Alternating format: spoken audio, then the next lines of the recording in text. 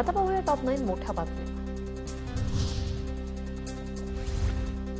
उपमुख्यमंत्री अजित पवारांच्या उपस्थितीत देवगिरी बंगल्यावर बैठक। या बैठकीला धनंजय मुंडे हजर। तर महायुतीत कोणताही अंतर्गत वाद नाही, सर्वांना मिळून काम करायचं आहे, अजित पवारांची प्रतिक्रिया। धनंजय मुंडेंच्या जागी आता छगन भुजबळांची सरकारमध्ये एंट्री होणार असल्याची चर्चा। मुख्यमंत्री फडणवीस आणि उपमुख्यमंत्री अजित पवारांमध्ये चर्चा, सूत्रांची माहिती। वाल्मी कराडला फाशी द्या या मागणीसाठी शिवसेना शिंदे गटाच्या वतीने आंदोलन।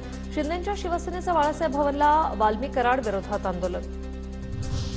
सोलापूरच्या बार्शीत धनंजय मुंडे यांच्या पोस्टरला जोडे मारो आंदोलन। तहसीलदार कार्यालयासमोर मराठा बांधवांकडून धनंजय मुंडे यांच्या पोस्टरला जोडे मारत आंदोलन। नाशिकमध्ये वाल्मी कराड विरोधात शिंदेंच्या शिवसेनेचं आंदोलन। शिवसेना कार्यालयासमोर कराडच्या पोस्टरला प्रतिकात्मक फाशी देते। अबू आझमींकडून औरंगजेबाचं कौतुक करणारं वक्तव्य मागे, माझं वक्तव्य मोडतोड करून दाखवण्यात आलं। मी कुठल्याही महापुरुषाबाबत अपमानजनक टिप्पणी केली नाही, अबू आझमी यांचं स्पष्टीकरण। सपाचे आमदार अबू आझमींवर निलंबनाची कारवाई होणार। मुख्यमंत्री, उपमुख्यमंत्री, विधानसभा अध्यक्ष, सभापतींच्या बैठकीत निर्णय, सूत्रांची माहिती। औरंगजेबाचं उदात्तीकरण करणारं वक्तव्य अबू आझमी यांना चांगलंच होणार। अबू आझमींचं निलंबन करा, त्याच्यावर देशद्रोहाचा खटला चालवा। विधानसभेत उपमुख्यमंत्री एकनाथ शिंदेंची मागणी। तर औरंगजेबाबाबतच्या वक्तव्यानंतर अबू आझमींकडून दिलगिरीही व्यक्त।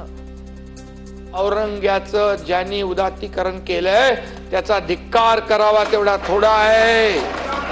त्याचा धिक्कार तर करूच, पण त्याच्यावर देशद्रोही कलम देखील लागलं पाहिजे, देशद्रोहाचं।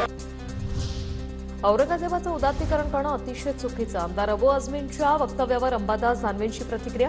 आझमींच्या वक्तव्याविरोधात सत्ताधारी विरोधक एकवटले।